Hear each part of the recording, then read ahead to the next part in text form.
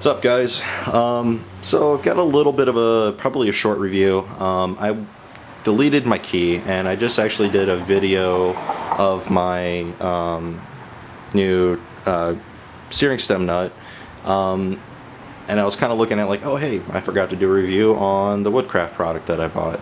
So I deleted the key, and actually I can thank a friend through the R1 owners for buying this piece, because he wanted to update. If you've got an R1 from 09 to 11, the top triple tree looks a little different than the 12 to 14.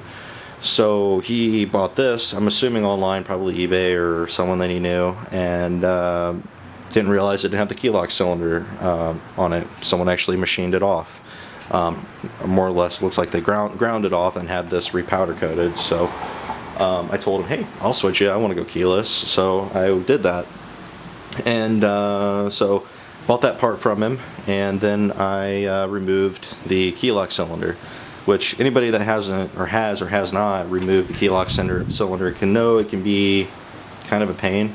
There are security screws on the back end of it that are basically, they have no head, so you have to drill them out.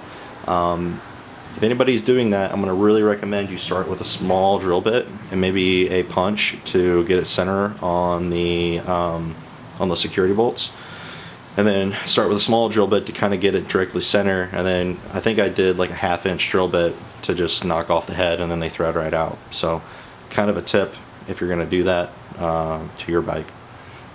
So what I bought for this was the Woodcraft, I think they call it the Woodcraft key switch Eliminator harness. I believe that's the name of it.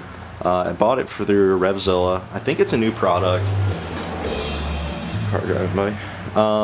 But it's this yellow cable that you see down here. So every bike's going to be different, and I wanted to buy a harness so I didn't have to hack up my OEM harness, which I probably could have done anyway. So that if I do sell this, that I have the option, or the new owner has the option of putting the key back on the bike. So what this harness does is it basically goes to your ignition side of the bike, which on the 09 to 14 R1, it's going to be on the left side of the bike if you're sitting on it, right side of the bike if you're looking at it. So it's going to be on this side, and it routes it all the way over to the kill switch. So what this does is it eliminates the key and moves basically the key function to the kill switch, and I'll walk over there in a second to show you that.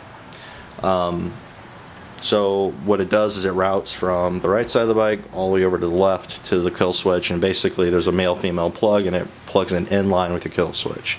So here's what the bike is like.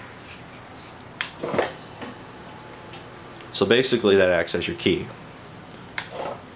So if you've got a dedicated track bike, you want to delete the key, I think this harness is like, I want to say about 40 or 50 bucks depending on your bike. I know some of them are pretty small. Like the ZX10 bikes, I think they're like, I don't know, like 3 or 4 inches long. They're not very big because everything's really close to each other.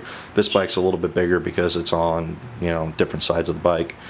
I probably could have hid this wire a little better had I lifted the tank and ran it up and over the radiator down into the right fairing. I'll probably do that this winter. I plan on doing a little bit of head work. I guess I'm not real sure yet on what I want to do as far as that goes, but I could have made it a little cleaner doing it that way, but I figure I'd wait. So yeah, bought this from Revzilla. Works great. One thing I will say though is if you do wash your bike, make sure you put something over this, because it's not watertight.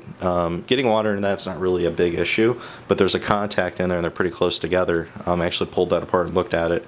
You get a little bit of water between those contacts, it's actually going to short, and then it's going to kick the bike on and off, on and off. It was weird. I washed my bike, walked outside, came back out and looked at it, and I saw my lights were on. I was like, okay, why are my little LED strip lights on the front, and why is my dash on? What's going on here?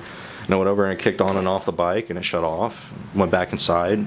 As I was shutting the door, I heard my bike, the fuel pump, turn on again. I was like, what the hell is going on? So I started doing the math in my head. So I got an air compressor and blew out the kill switch right around it, and probably moved the moisture out of it. So now when I wash my bike, I make sure I wrap a towel around that, and then I don't have any issues. So one thing to kind of be aware of. Also, your bike is extremely easy to steal now. I have a keyless fuel cap, and then I have no key for my ignition, so my bike is just ready to go right out the door. So if you live kind of in a sketchy area, if you don't trust doing this, then I would probably really recommend you leaving the key on your bike, or maybe even moving the switch to, or making a toggle switch somewhere hidden on your bike would probably be a better route. So yeah, thankfully none of you know where I live. So if you have any questions on this product, let me know. I'll be happy to explain to you what it can do, what it cannot do, and take a look at the application chart and make sure it works for your bike. I know it's kind of limited, but I think they're doing it for a lot of different bikes now. As far as most of the track bikes, like the Cowies, the Gixxers, the R1s, R6s. If you got like an SV650, I don't know that they're doing it for that. You know, those one-off things like the Katana, I don't know that they have one for that. So yeah, that's about it. Alright, thanks guys.